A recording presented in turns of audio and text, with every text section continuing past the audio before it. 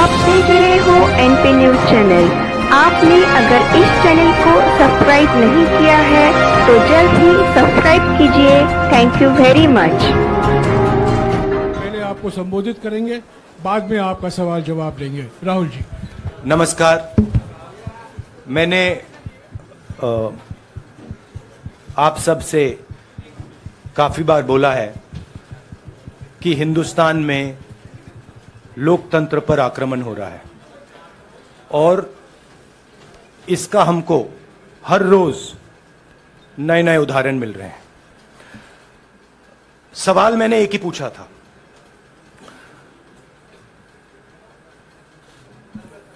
Foundation पे जाता हूं,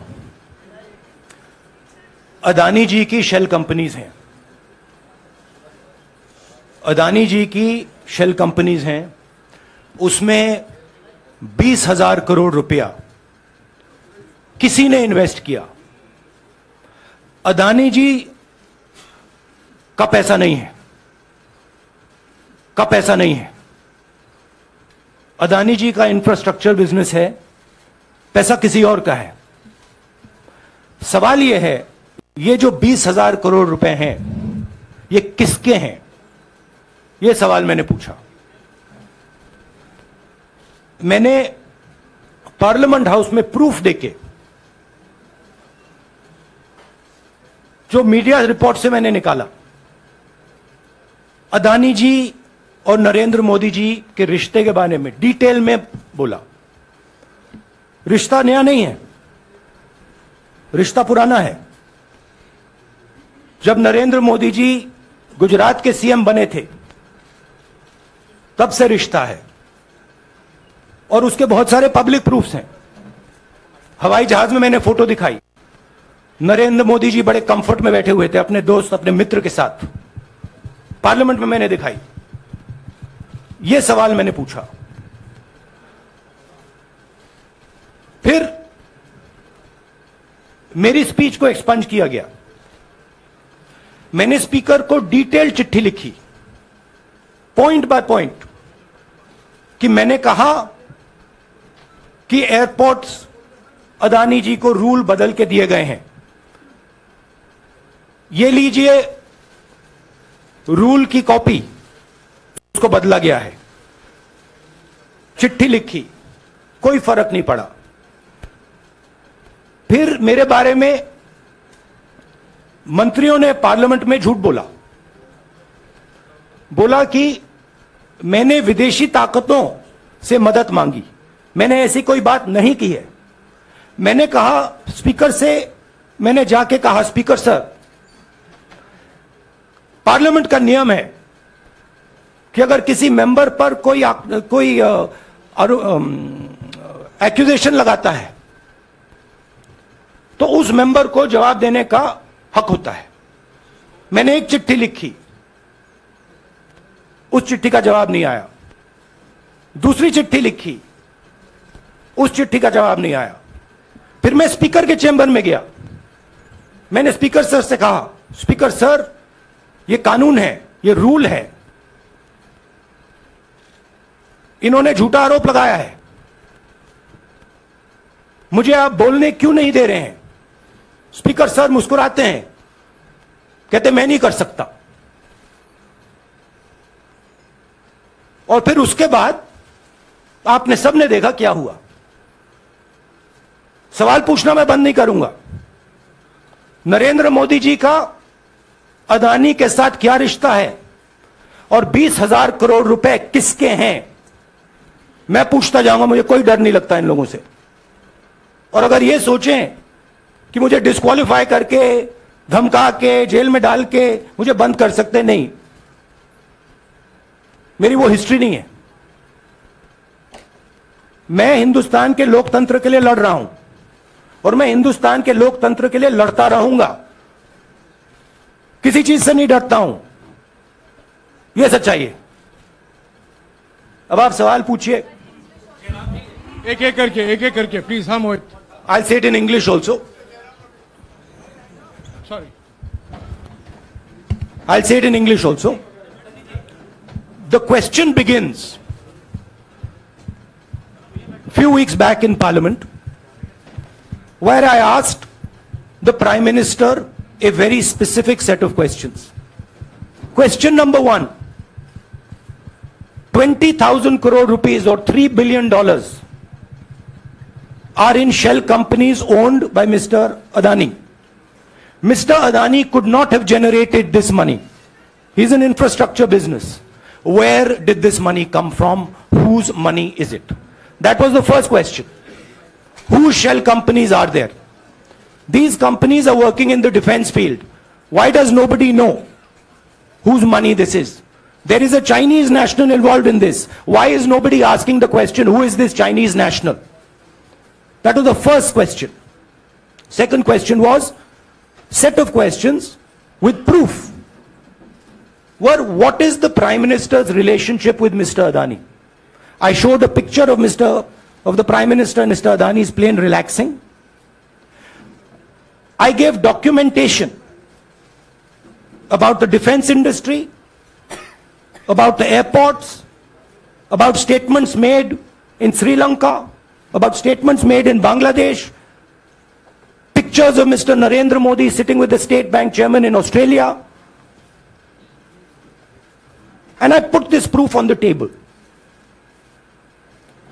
Immediately after that, the BJP started its work. My speech was expunged. I wrote a letter to the Speaker with a detailed explanation on the defense industry, on the airports, with press clippings, supporting documents, legal documents, and said, this is the supporting foundation of my speech. I have not made this speech, I have not invented this. This is detailed research, here it is. Nothing happened. Nothing was revoked. My speech today is not part of the record of Parliament. The same, by the way, was done with Mr. Kharge. After that, BJP ministers lied about me in Parliament. They made the statement to distract from the Adani issue. The whole game, disqualification, and all these statements are to distract from the central question, whose money is it? 20,000 crores, whose is it? Kiska hai ye? That's the main question. The whole thing is to distract. So, they said that I've asked foreign forces to help India.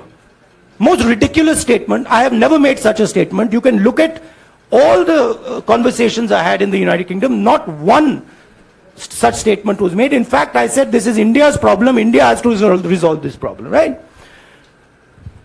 A minister lies on the floor of the House. I wrote to the Speaker and I said, Speaker, sir, it is my right as a member of Parliament, when somebody makes an accusation, to state my position. Please let me state my position. The first letter is not answered.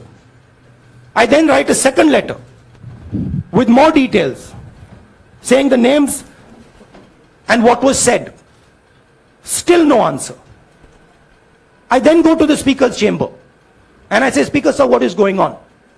We live in a democracy. You are the defender of that democracy. Why are you not letting me make my statement? The Speaker smiles and says, I cannot do that. Come and have a cup of tea with me. Right? So this is the whole drama that is being orchestrated to defend the Prime Minister from the simple question, whose 20,000 crore rupees, whose $3 billion went to Mr. Adani shell companies?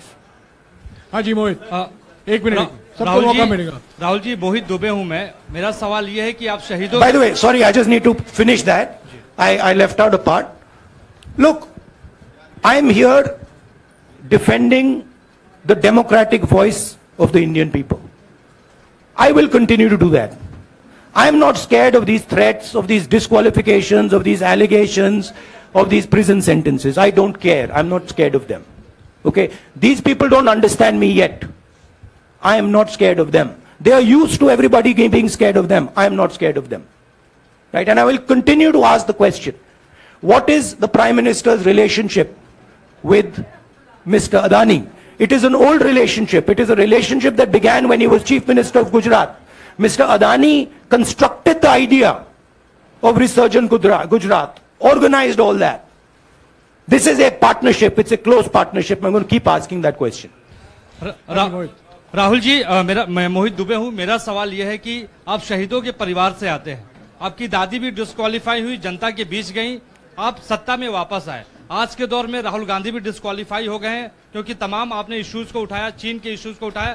क्या राहुल गांधी भी जनता के बीच में जाएंगे और वही वापसी फिर से करेंगे? राहुल गांधी भारत जोड़ो यात्रा में 4.5 महीने जनता के बीच में रहेंगे और वो मेरा काम है, वो मैं करता जाऊंगा। हाँ जी, अनवर। आज के हिंदुस्तान में जो पहले राजनीतिक पार्टियों को सपोर्ट मिलती थी, मीडिया से मिलती थी, बाकी इंस्टीट्यूशन से मिलती थी, वो नहीं मिलती है। तो ऑपोजिशन की पार्टीज को एक ही रास्ता है, जनता के बीच में जाने का। हाँ जी, अनवर। सर, भारतीय जनता पार्टी ने आप पर ओबीसी समुदाय के अपमान का आरोप लगाया है। इस पर आप क्या जवाब देना चाहेंगे भारतीय जनता पार्टी को? मैं पिछले भारत जोड़ो यात्रा में, आप मेरी कोई भी स्पीच देख लीजिए, मैं वहां कह रहा हूं सब समाज एक हैं, सबको एक साथ चलना चाहिए, भाईचारा होना चाहिए, नफरत नहीं होनी चाहिए, हिंसा नहीं होनी चाहिए। तो मेरी पोजीशन बिल्कुल क्लियर है। ये ओबीसी का मामला नहीं है, ये नरेंद्र मोदी जी और अदानी जी के रिश्ते का मामला है। 20,000 करोड़ रुपए जो अदानी जी को पता नहीं कहां से मिले, उसके बारे में मैं सवाल पूछ रहा हूं और उसका जवाब चाहिए। बीजेपी ध्यान को भड़काने की कोशिश करती है, कभी ओबीसी की बात करेगी, कभी विदेश की बात करेगी, कभी कुछ और बात करेगी, कभी डिस्क्वालिफिकेशन की बात करेगी, मगर सवाल यही है 20,000 करोड़ रुपए, $3 बिलियन किसका था? संजय मिश्रा। और वो अदानी का पैसा नहीं हो सकता। संजय मिश्रा।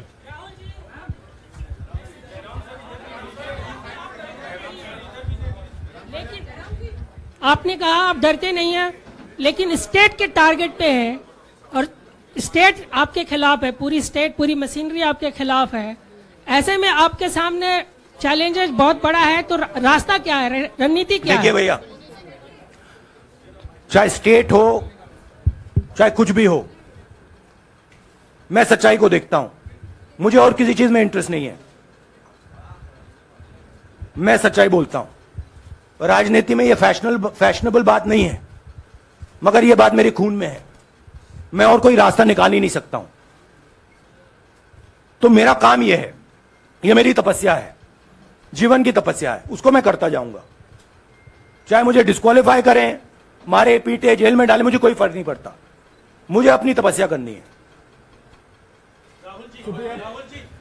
इस देश ने मुझे सब कुछ दिया है। शांत हो जाइए। इस देश ने मुझे सब कुछ दिया है, प्यार दिया है, इज्जत दी है, इसलिए मैं ये करता हूं। हाँ, Supriya. Sir, Rahul sir, BJP के जो लीडर्स आप पे अटैक कर रहे हैं उस पर आप क्या कहेंगे? और इसके अलावा वायनाड, वहां पर जब से खबर गई है, वहां पे लोग बहुत डिसबिलीफ में हैं, प्रोटेस्ट भी इरप्ट हो रहा है, आप अपनी कॉन्स्टिट्यूएंसी के लोगों को क्या कहना चाहेंगे? नहीं, मैंने सोचा है कि मैं अपनी, देखिए मैंने कॉन्स्टिट्यूएंसी में भी बोला कि वायनाड के लोगों के साथ मेरा पारिवारिक रिश्ता है, फैमिली प्यार का रिश्ता है। तो मैंने सोचा कि मैं वायनाड के लोगों के लिए अपनी एक चिट्ठी लिखूं उनके लिए कि मेरे दिल में उनके लिए क्या है। तो वो तो मैं रिजॉल्व कर दूंगा। उनका, देखिए, बीजेपी के नेताओं का काम यही है। देखिए, वो सब नरेंद्र मोदी जी से डरते हैं, कारण आप जानते हो। नरेंद्र मोदी जी ने कहा कि देखिए ध्यान हटाना है। वो सब जानते हैं अदानी जी और नरेंद्र मोदी जी का रिश्ता, सारे के सारे जानते हैं क्या रिश्ता है, सब जानते हैं, मगर डरते हैं। तो अगर नरेंद्र मोदी जी ने उनसे कहा कि भैया ध्यान उधर करो, ध्यान उधर करेंगे। मगर सवाल यही है 20,000 करोड़ रुपए किसका है? हाँ, जयनेंद्र। राहुल जी, राहुल जी, पूरी कांग्रेस पार्टी, सर पूरी कांग्रेस पार्टी ये कह रही है कि आप चाहे वो गुजरात की कोर्ट ने आपको सजा सुनाई या आपका निलंबन हुआ, ये सब कुछ केंद्र सरकार प्रधानमंत्री के इशारे पर हो रहा है। लेकिन बीजेपी कह रही है कि कानून ने अपना काम किया है। तो जो ये दलील है कि कानून ने आपको सजा दी है और उसी की वजह से आपका निलंबन भी हुआ है, इस पर आप क्या कहेंगे? देखिए, लीगल मैटर है, पर ये हुआ है। लीगल मैटर है। मैं हिंदुस्तान के लीगल सिस्टम को रिस्पेक्ट करता हूं। मैं लीगल मैटर पे इस प्रेस कॉन्फ्रेंस में बात नहीं करना चाहता हूं। हाँ संजीव, अगर आपके लीगल सवाल होंगे तो आप हमारी लीगल टीम से पूछ लीजिए। Sanjeev 1 minute. Sanjeev,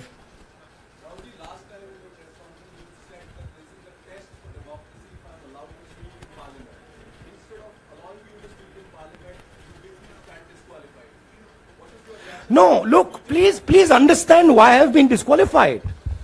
I've been disqualified because the Prime Minister is scared of my next speech. He's scared of the next speech that is going to come on Adani, right? I've seen it in his eyes. So he's terrified of the next speech that is going to come, and they don't want that speech to be in Parliament. That's the issue. That is why, first the distraction, now the disqualification. Please don't be confused about this matter. There is a deep relationship between Narendra Modi ji and Mr. Adani.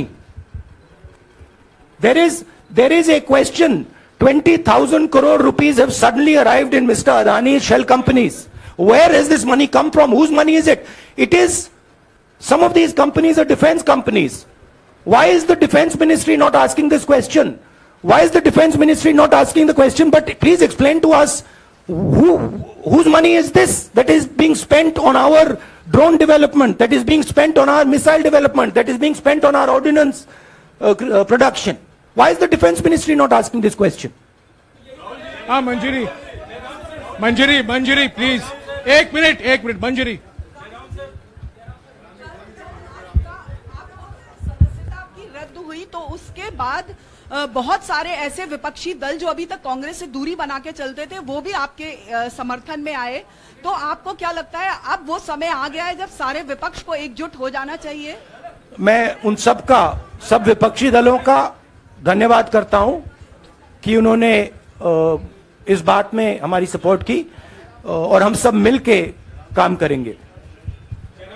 Ranjita, जिस बयान को लेकर आपको ये सजा सुनाई गई है, क्या आपको लगता है, आपको अफसोस है उस बयान को लेकर? क्या कहेंगे उस बयान पर? अब देखिए, अब ये लीगल डिस्कशन है, उस पे मैं टिप्पणी नहीं करना चाहता हूं क्योंकि ये कोर्ट में मामला है। मगर मैं जो भी सवाल उठाता हूं वो सोच समझ के उठाता हूं। हाँ जी, नीरज। राहुल जी, अभी कुछ ही दिन पहले लक्षद्वीप के सांसद मोहम्मद फैजल की सदस्यता गई थी और बाद में हाईकोर्ट ने स्टे कर दिया था। अभी उनकी मेंबरशिप रीइंस्टेट नहीं हुई है। देखिए, सुन लीजिए। हाँ। राहुल जी सुन लीजिए, अभी उनकी सदस्यता रीइंस्टेट नहीं है, लेकिन चुनाव आयोग ने चुनाव की घोषणा करने के बाद उसे रोक दिया था। अगर ऊपरी अदालत से आपको स्टे मिलता है तो आपको उम्मीद है कि लोकसभा स्पीकर भी आपकी सदस्यता को बहाल कर देंगे? मुझे उम्मीद में कोई इंटरेस्ट ही नहीं है। चाहे मुझे सदस्यता मिले ना मिले, मैं अपना काम करूंगा। अगर ये मुझे परमानेंटली डिस्क्वालीफाई कर दें तो भी मैं अपना काम करूंगा। अगर मुझे रीइंस्टेट कर दें तो भी मैं अपना काम करूंगा। मुझे कोई फर्क नहीं पड़ता मैं पार्लियामेंट के अंदर हूं या बाहर हूं, कहां हूं। मैंने आपसे कहा मुझे अपनी तपस्या करनी है, मैं उसको करके दिखाऊंगा। आपके लिए नहीं, अपने लिए। रवि, एक मिनट रमन। हाँ। एक मिनट रमन।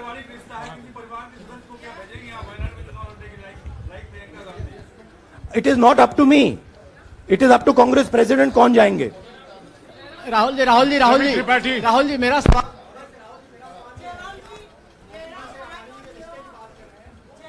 आपके यहाँ बैठे हैं। हाँ। दोनों मुख्यमंत्रियों का भी अडानी जी से रिश्ता है, उनके साथ लेन देन का मामला, उसका कहा धंधे का मामला है। लेकिन क्या धंधे का मामला, क्या बात कर रहे हैं? ये धंधा रोकेंगे ये लोग? जिनके पास जो भी स्टेट का उनके साथ नाता है, जो भी बिजनेस चल रहा है, वो बिजनेस रोका जाएगा क्या? देखिए, सिंपल सी बात है, आप डिस्ट्रैक्ट करने की कोशिश मत कीजिए। 20,000 करोड़ रुपए अदानी जी की शेल कंपनीज में कहां से आए? आप इंक्वायरी कीजिए। अगर बात निकली कि हमारे चीफ मिनिस्टर का पैसा है तो इनको जेल में डाल दीजिए। अगर बात निकली तो किसी और का पैसा है तो उसको जेल में डालिए। हाँ Siddharth sir, Rahul sir, please madam, एक मिनट। मैडम आप लोकतंत्र को समझिए। ये जो पैनिक रिएक्शन इन्होंने किया है नरेंद्र मोदी जी ने, इससे सबसे ज्यादा फायदा मिलेगा विपक्ष को। ये इन्होंने हमें हथियार पकड़ा दिया है। ये आप बात समझिए। ये मोदी जी पैनिक में आ गए कि बात निकल जाएगी, ये 20,000 करोड़ रुपए किसके हैं, डर गए, घबरा गए। इन्होंने पूरा सीक्वेंस शुरू कर दिया। ये विपक्ष को सबसे बड़ा इन्होंने हथियार दिया है राहुल जी, क्योंकि जनता के माइंड में अब एक सवाल आ गया है कि जनता जानती है कि अदानी जी भ्रष्ट व्यक्ति है। अब जनता के माइंड में यह सवाल उठा है कि इस भ्रष्ट व्यक्ति को हिंदुस्तान का प्रधानमंत्री क्यों बचा रहा है। यह मतलब अब सब कुछ बीजेपी के लोग, नरेंद्र मोदी जी सब कुछ इस व्यक्ति को बचाने के लिए क्यों कर रहे हैं। दूसरा सवाल, बीजेपी के लोगों ने कहा कि अदानी पर आक्रमण देश पर आक्रमण है। मतलब इनके माइंड में देश अदानी है और अदानी देश है। बात समझिए राहुल जी, मेरा सवाल आपसे ये है कि जब आप ये फैसला सामने आया, आपको मैक्सिमम पनिशमेंट जो है इसमें हो सकती है वो आपके लिए मुकर्रर की गई। इस बीच कई लोगों ने ये भी कहा, आपके पार्टी के भी एक सांसद ने कहा कि कम से कम जज को ये देखना चाहिए था कि सामने जो शख्स है वो एक गांधी परिवार से आता है। इस पर आप क्या कहेंगे? और आपको लगता है मैक्सिमम पनिशमेंट जो है आपके केस में, मैक्सिमम पनिशमेंट आपके लिए मुकर्रर की गई, क्या आपको इसके पीछे क्या कहना है आपका? वही मैंने कहा, अगर डिस्ट्रैक्शन करना है, मैक्सिमम पनिशमेंट की तो जरूरत है। मिनिमम पनिशमेंट से बात थोड़ी बनेगी। मैं तो सोच रहा था भैया 5 साल होते, 7 साल होते, 10 साल होते, वो भी मिल जाता। मुझे क्या फर्क पड़ रहा है यार Rajdeep.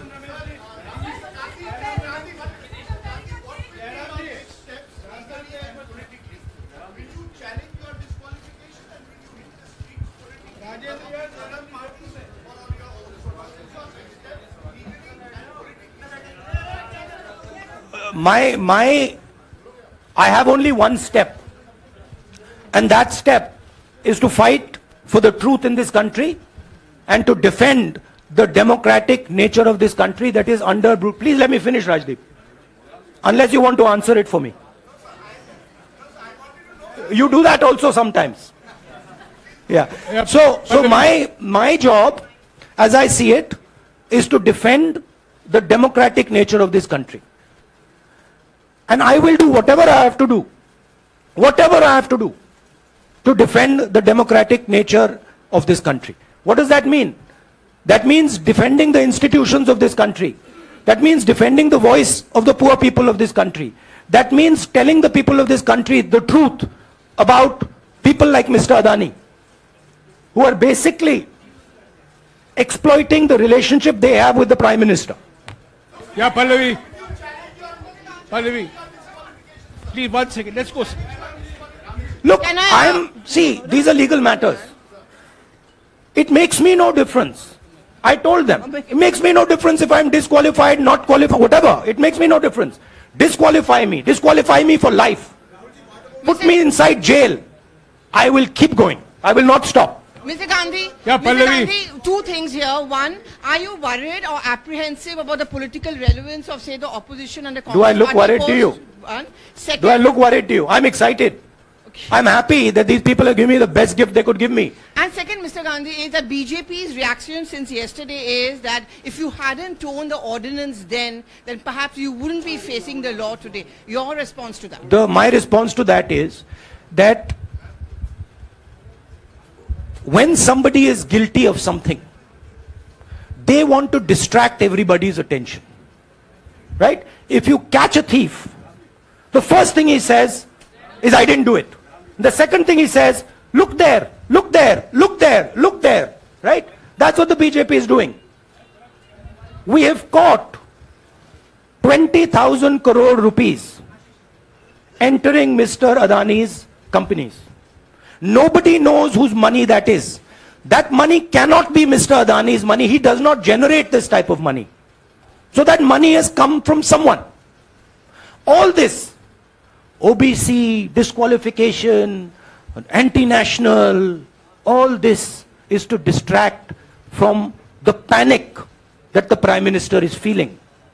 That his relationship with Mr. Adani is going to be exposed. Let me tell you, that relationship is going to be exposed. Nobody is going to stop that. It is going to happen. Because the opposition is going to press this thing until we find the answer. हाँ रवि, सिसोदिया जी को दे दो।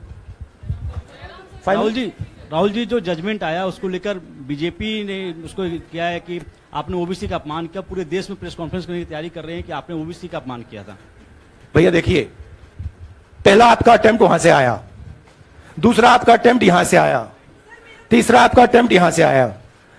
आप इतनी directly BJP के लिए क्यों काम कर रहे हो? थोड़ी डिस्कशन से करो यार, थोड़ा घूम घाम के पूछो। क्या आपको ऑर्डर दिया है क्या?